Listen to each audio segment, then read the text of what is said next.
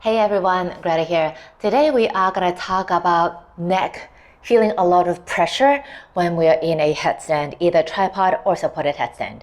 When we're doing this particular inversion, because the crown of the head is on the floor, there will be some weights in this part of the body. However, you do want to have the majority of the weight in the shoulders and the arms area. For me, I would generally say no more than 30% of the weight is here. So when you're doing the inversion, if you feel that the neck becomes really tense or maybe even shortened, you might just want to see the shoulders, are they working? Let me have a quick demo. So I'll be showing in a tripod and a supported headstand with the back facing so you can see me better. In a tripod, so once you set up, okay, you want to feel that the neck is relatively long, the shoulders are away from the ears. And once you go up, you do want to check that the shoulders don't jut forward, okay, especially when the lifting part, it usually is the heaviest because you are shifting the body weight from hands and feet to just the arms.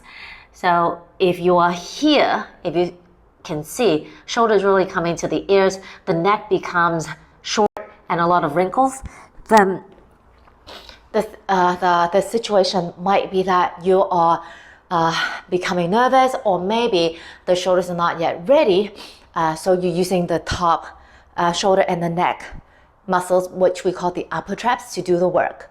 What you actually want to feel is the chest muscles engaging, allowing the upper back to spread, okay, so that it becomes a stronger base, activating the shoulder stabilizing muscles, which we call the serratus anterior, to feel that base being more solid. It's the same for the supported headstand. So what you actually want to do is when you are doing this headstand, when you're coming close, walking close to the shoulders and ears, the shoulders, keeping them pulling a little bit back and spreading of the upper back so you can actually feel the elbows could hug in more. Keeping this stable, you lift up. Once you're here, you need to keep working, because if you don't, if you lose the connection between the mind and the muscles, then again, this might happen because the upper traps love to do everything. The other muscles, they tend to want to become more dormant.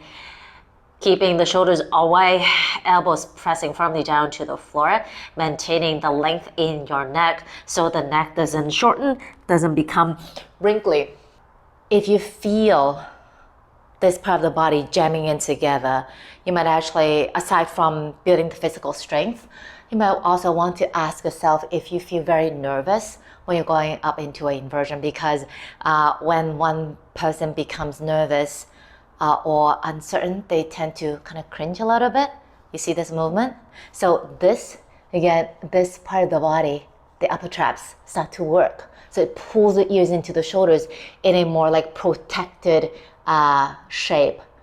However, if you feel calm, when you're doing the inversion, you feel the chest muscles working, engaging, spreading up the upper back already, nothing much happening in the upper traps, but you still feel a lot of pressure in your neck, you might actually want to check your anatomy, because for this inversion, there are some prerequisites. It's the length of the forearm and the length of the arm compared to the length of the head and the neck. So if we're in a tripod, this length has to be about the same, if not a little bit more than this. As for supported headstand, this length has to be a little bit more than the length of this.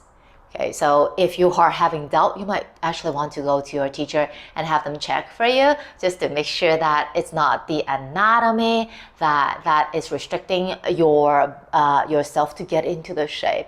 Okay, but if it is, hey, that's perfectly fine. Prop, that's what props are for. Use a towel, maybe use a knee pad or something, a rolled up blanket, just to give you that extra space for you to do the inversion safely or comfortably.